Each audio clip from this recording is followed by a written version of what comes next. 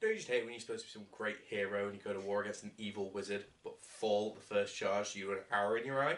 Well, Daniel Fortescue. certainly does.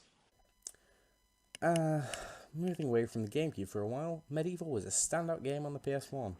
It was developed by Sony Computer Entertainment Cambridge Studio right here in the good old UK. But it wasn't always this way. Development of MediEvil began in 1995 when the company was known as Millennium Interactive, but when pitching the game to Sony, they purchased not just the IP, but the whole studio, meaning that someone at their end clearly had a lot of faith in the project. And yeah, shorter hair, new setting, which does mean no hamster, but I do have kitty. Oh god, 2 kitties. This one's nicer. This is because I'm back visiting my dear old mother again, and it's really making me feel all nostalgic inside. So, the PS1 was my console of choice as a kid, so let's go revisit that. Funnily enough, this game is one of the first games that I ever played, and it was the first game that my parents got with their PlayStation back when I was just a little baby boy. Now I'm a big baby boy.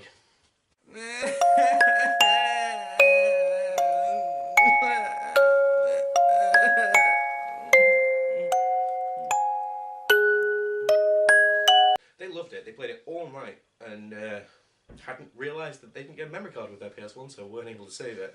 The console had to stay on all weekend until they could go pick one up. My parents weren't the most technically knowledgeable of gamers, let's just put it that way. It's been a long time since I owned a physical copy of the game, but luckily it got a re-release on the PlayStation Network store in 2007 on the PS3. So I can play that today. And it's supposed to be getting a remaster on the PS4 later this year.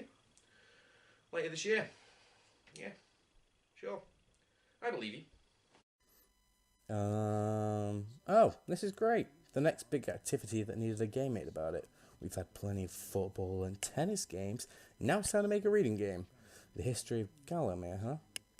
Well, I didn't sign up for class. Oh my god, this is horrifying. God, who made you? Demon wizard? To be fair, it doesn't look too bad for early PS1 FMV, and to be completely honest with you, this scared the shit out of me as a kid. No more, please. It does a fantastic job of setting the mood for the game, with a short tour through several of the locations you'll be visiting on your journey. It's dark and dingy, and the key word really for the world being built here is gothic. Everything is gothic as all hell. It's beautiful and slow and melancholic, and it's just so easy to be totally absorbed. Oh, well, this is pretty neat. The game's menu is a little in-engine tour of one of the environments, showing off the hero we just learned about in the little history book. Man, he must have been really something. Oh, wait, no. He fell at the first charge, apparently? Ha! That's brilliant. This game has a wacky sense of humour. And now we get to control Sir Dan around his own crypt. It gives you a nice safe area to get to grips with the controls and learn that the camera is about to make you its bitch for the next 5 to 6 hours.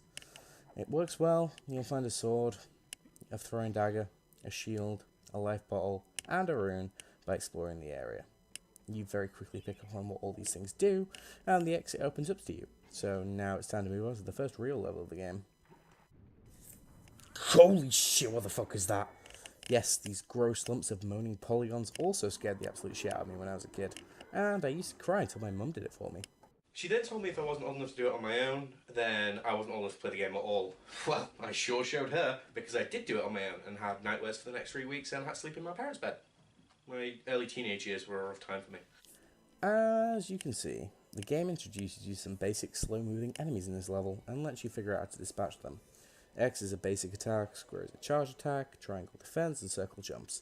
You can also pretend you might one day be able to control the camera with R2 and L2, but it would be a lot nicer if it, worked. Combat's pretty simple, and we currently only have a sword and some crappy throwing daggers, so we aren't really ready to be challenged right now.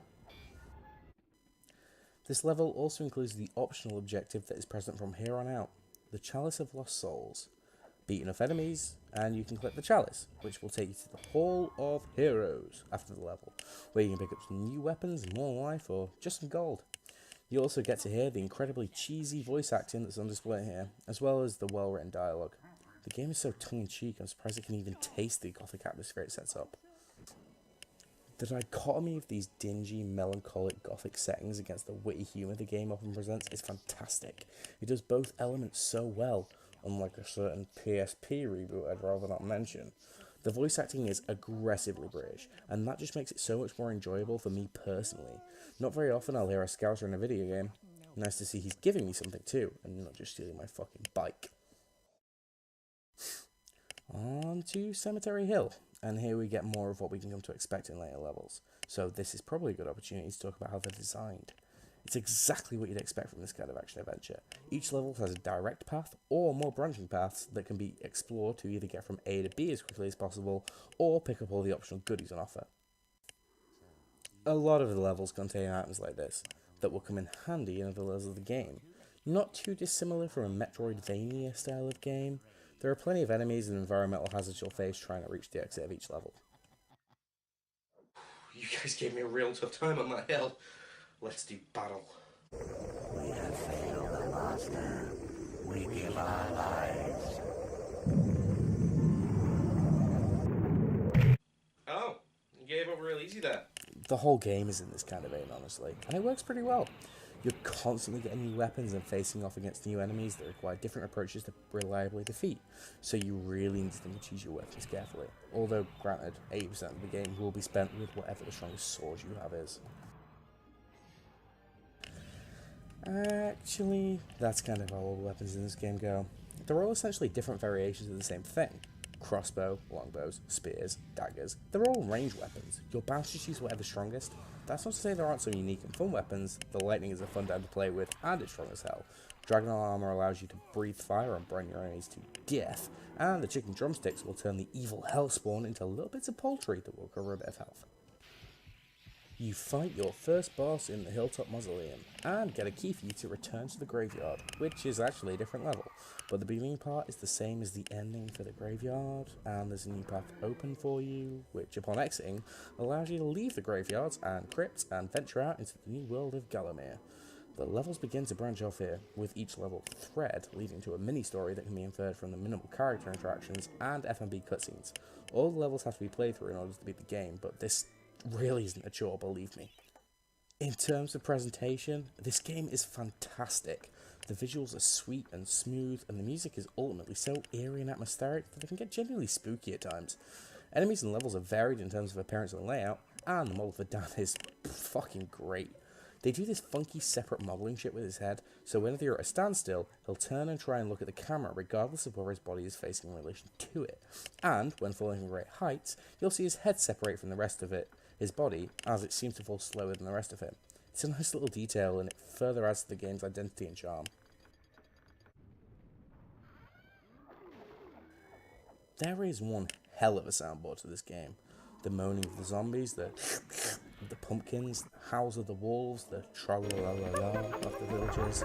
The enemy noises are iconic and instantly recognisable. It really draws you in. And when you're battling the camera, you can't see what's around the corner, and you just hear tra-la-la-la-la. You can really feel the tension starting to rise.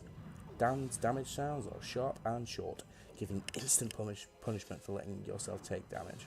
Also, his head do a boop noise when headbutt ceiling. Silly town. Combat is simple, but it can get challenging when you have swarms of enemies to deal with. You're going to want to rely on some of your AoE attacks to push back enemies who try and swamp you. Boss fights are regular, and they're not half bad, but they generally just require you to dodge and attack, then take a ranged weapon to the obvious glowing weak point that they foolishly display. Traversing the world can become a bit of a chore, however. The controls are a little too slippery, and sometimes it can be difficult to tell whether or not you're going to slowly creep forward, or go charging to your fucking doom. This is especially prevalent on levels that require tight platforming. You're bound to hear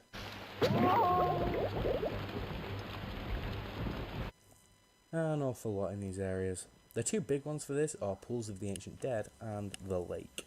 Even when I was a little bit older than a toddler, these levels frustrated me, but they must have frustrated my parents too, because even they refused to do them for me. They're fine, they work as intended, you just have to inch through them carefully. It slows the pace down, but not quite enough for it to be a real issue. However, fuck being the size of an ant. This level is fucking vile. It all looks the same, the lighting is terrible, you have not one but two things to collect before taking on the most boring ass boss battle in the game. The claustrophobic areas are constantly altered with the camera and the whole thing is just enraging. Now what we really needed was more levels like the Sleeping Village. Open areas which you have to navigate, being careful not to damage the innocent villagers that are simply being controlled by Zarok. They're annoying little twats, but if you kill them, you actually lose the percentage required to collect the chalice, so you can't get it if you defeat too many of them. And you definitely don't want to be missing that chalice, trust me. It's fun, challenging, requires thought to solve the puzzles presented, and offers a slightly different experience to the other levels. There are a few other levels that do this kind of thing well too, like the Gallows Gauntlet and the Time Device. They require backtracking and puzzle solving, and the open layout means the camera chugs along a little bit better than it does in some of the more closed off areas of the game. The main plot is explained to you right at the beginning of the game. Follow Zarok through Galamir, collect the chalices, and finally earn your place in the Hall of Heroes. Sounds like a real simple plot, even by video game standards. There's no princess to save, no friends or foe you consistently encounter, just a solo romp for a fictional land. But this is actually where the game really shines through. Yes, there isn't a deep and engaging plot, but it plays out in a deep and engaging world, and that makes you really fucking care.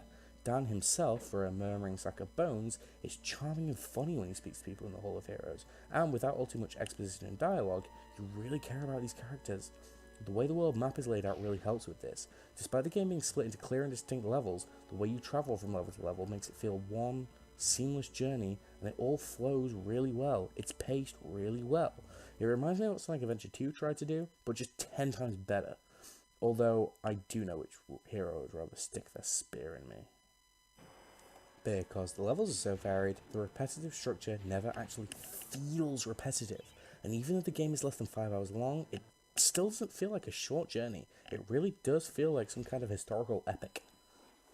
So, after visiting every level, mopping up all of the side stuff, and collecting 20 chalices, this is optional by the way, you're finally ready to take on Zarok, head to head, or army to army, followed by head to headless horseman, and finally head to weird horned dragon creature. And man, this whole encounter is absolutely wonderfully 100% mediocre as shit.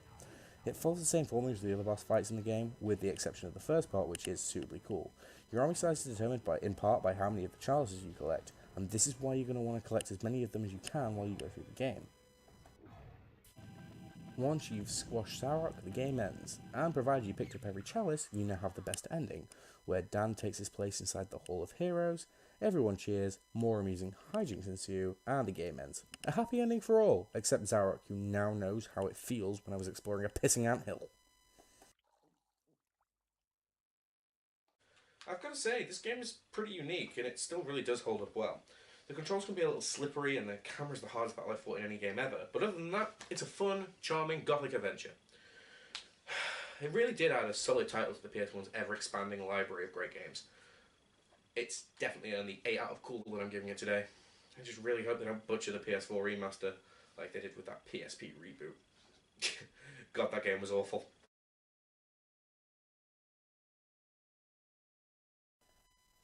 Hi, yeah, thanks for watching. I'm not going to do the whole like, share, subscribe thing, because you've done it if you were going to. But do comment, let me know what games you'd like me to look at in the future, and enjoy this little video of my dog being adorable.